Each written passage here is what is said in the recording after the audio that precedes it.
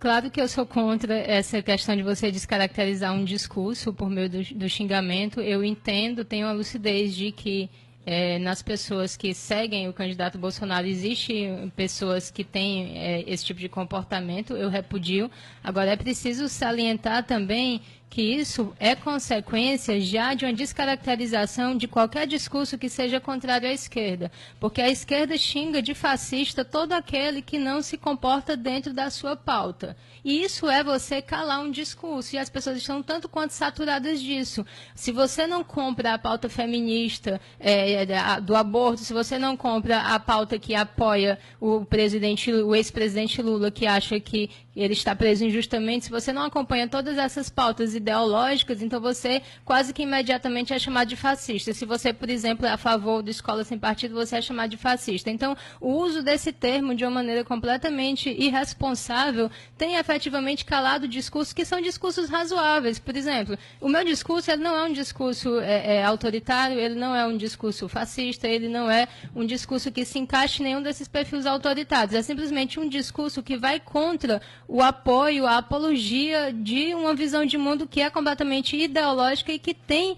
feito muito mal ao Brasil e tem feito muito mal à América Latina, porque essas pautas de esquerda sustentam ditaduras em torno de nós. Então a gente vê um partido que apoia a ditadura venezuelana abertamente, explicitamente, e a gente é chamado de fascista porque se contrapõe a isso. A gente vê, aí a nossa amiga jornalista disse, e eu concordo que essa discussão política ela está sendo pautada muito em relação à ética e à moral, mas é claro, se a gente teve anos e anos e anos de uma pauta progressista sendo empurrada goela abaixo de todos nós, então é óbvio que está havendo uma resistência agora. Então, há uma resistência, a chamada onda conservadora é uma prova disso. Isso significa o quê? Que o pêndulo foi muito mais para um lado, porque uma coisa é você reivindicar o direito à liberdade de expressão, à liberdade de opção sexual de qualquer pessoa. Outra coisa é você imputar uma pauta LGBTQI+, inclusive nas escolas. E isso aí é problemático e está havendo uma resistência muito forte. Certo.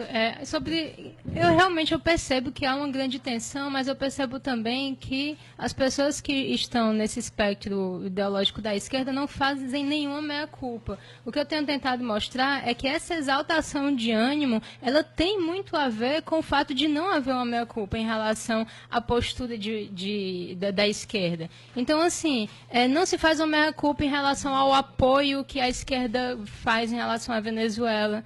Tá certo? Não se faz uma meia-culpa em relação a essa descaracterização de qualquer discurso oposto pelo simples xingamento de fascista.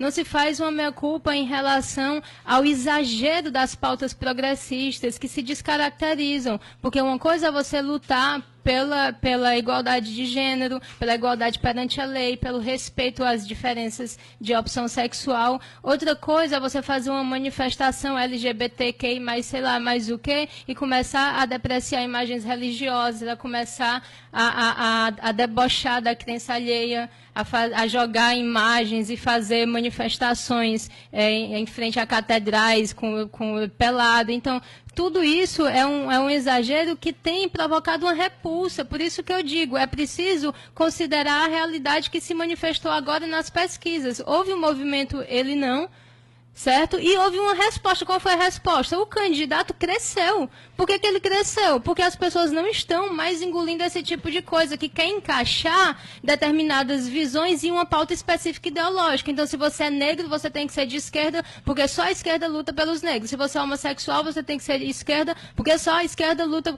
pelos homossexuais. Como assim? Então, o que é que acontece? A gente acabou de ver, por exemplo, um maquiador famoso, um homossexual, um travesti, que tem vários e vários seguidores, declarar apoio a Bolsonaro. E a fala dele foi perfeita, ela foi de uma coragem enorme, porque ele diz, eu não vejo essa homofobia, isso é um discurso que o pessoal inventa, que a mídia vai trabalhando em cima, eu não fico por aí me vitimizando porque eu sou travesti, eu não quero um direito garantido apenas pelo fato de eu ser travesti, eu estou me apresentando aqui como empresário.